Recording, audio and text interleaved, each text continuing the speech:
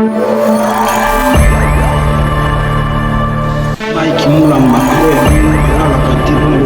information vraie. En tout cas, avec Yemoko, Mike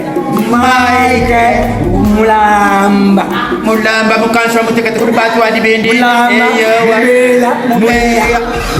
La salle de réunion de l'Observatoire des droits humains a servi de cadre au briefing sur la campagne de vaccination contre la poliomyélite qui sera couplée à la supplémentation en vitamine A et le déparasitage à l'albendazole. 40 professionnels des médias ont pris part à ces briefings organisés par la Task Force Communication Multisectorielle avec l'appui technique et financier de l'UNICEF.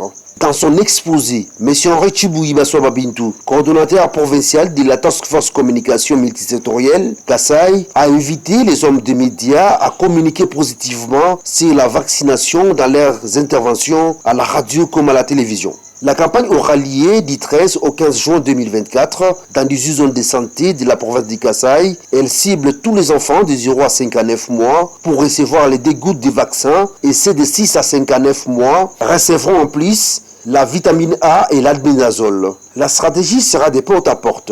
Ça me suivit une série de questions auxquelles les facilitateurs ont répondu à la grande satisfaction des participants. Henri Chiboui, coordonnateur Task Force Communication, revient ici sur les objectifs visés par ces briefings. Le briefing avec les professionnels des médias, c'était juste pour nous rappeler qu'ils ont une tâche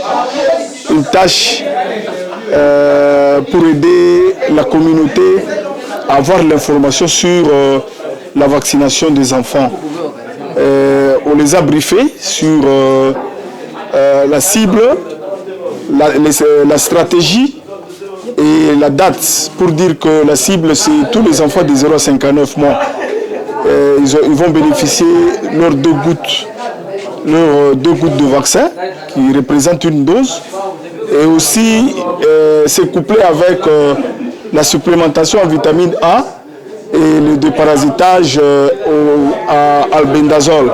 Les participants sont répartis avec la détermination de faire passer les messages à la communauté. Jean-Luc Bakampenda est journaliste à la radio Kilimanjaro.